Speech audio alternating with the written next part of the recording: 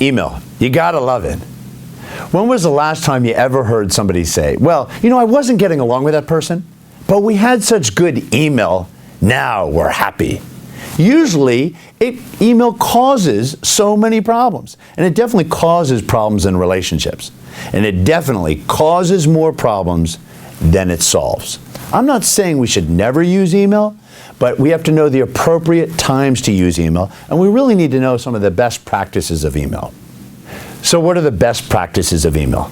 I bet you want to know it.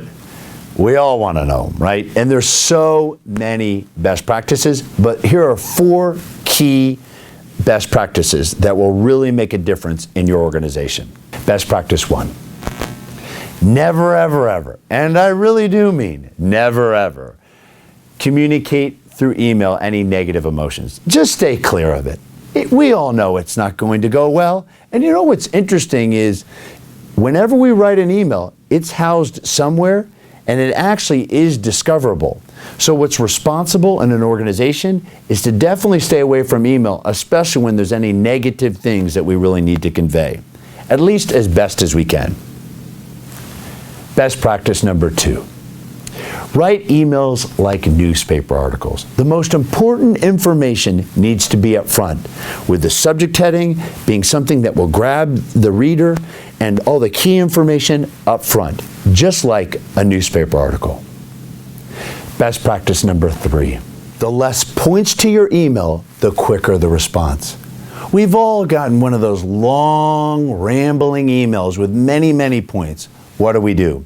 Quite often, we don't respond at all. We might even hit delete. And at best, we often put it off. What's the solution?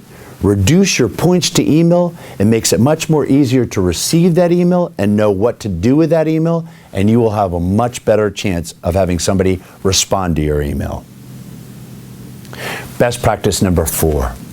You got 2 chances to get it right. If we made this standard in organizations, there'd be so much less email traffic going back and forth with people CCing people. What I say and what I found to work is make it standard and a rule that actually people have 2 chances to get it right.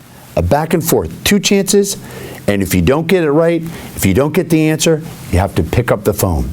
Why is that the case? That has to deal with our subject matter, because it's usually a sign of lack of honest communication. Quite often, there's something else going on, which is why it's going back and forth so many times. What's the answer? Just pick up the phone, or at least have a meeting about it. But whatever you do, stay clear of email as best as you can, and especially when it goes back and forth more than 2 times. And by the way, there are many, many best practices. In fact, you may be sitting there going, but I have one. The key is to do those 4, and once you do those 4, then we can add on to other best practices.